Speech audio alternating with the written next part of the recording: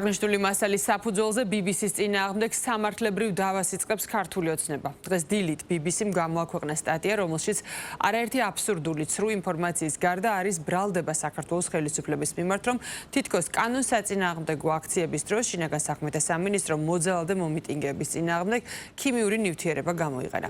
ცხადია, Deep State-ის პროპაგანდისტულ იარაღად ქცეულ ეგრეთ წოდებულ მედიას მძიმე ბრალდების დასამტკიცებლად არანაირი ფაქტი არ აქვს წარმოდგენილი. უფრო მეტიც, ყველა ვარაუდი აგებული აქვს კონკრეტული პირების მოსაზრებებზე, მათ შორისაა ექიმი ჩახუნაშვილი, რომელიც კანონსაწინააღმდეგო აქციების ერთ-ერთი აქტიური მონაწილეა, ხოლო მისი ოჯახის წევრი მამა გიორგი ჩახუნაშვილი პირადად მონაწილეობს 4 ოქტომბრის ხელისუფლების დამხობის პროცესში და ფიზიკურად შეიჭრა საქართველოს პრეზიდენტის სასახლის ეზოში.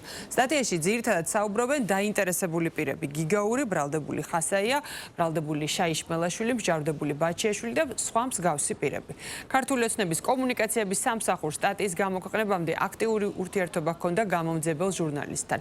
აბსოლუტურად ყველა შეკითხვაზე, რომელიც BBC-მ მოგვაწოდა, მომამზადეთ სრულყოფილი პასუხები და პუნქტობრივად, დეტალურად დავაკმაყოფილეთ ბრიტანული მედიის ინტერესი.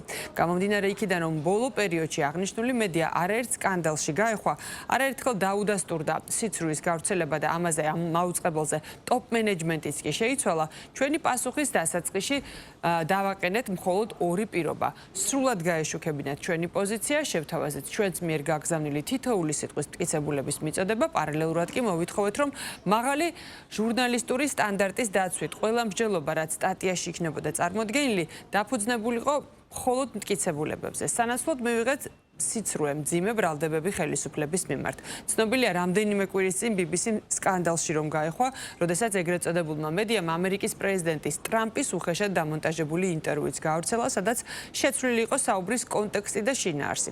ეს ბინძური პროპაგანდისტული მასალა არის მცდელობა ჩირქი მოსხონ საქართველოს მთავრობას, ქართულ პოლიციას და რაც მთავარია, საქართველოს სახელმწიფოებრიობას. მივიღეთ გადაწყვეტილება ცრუ მედიის წინააღმდეგ დავიწყოთ სამართლებრივი დავა საერთაშორისო სასამართლოებში.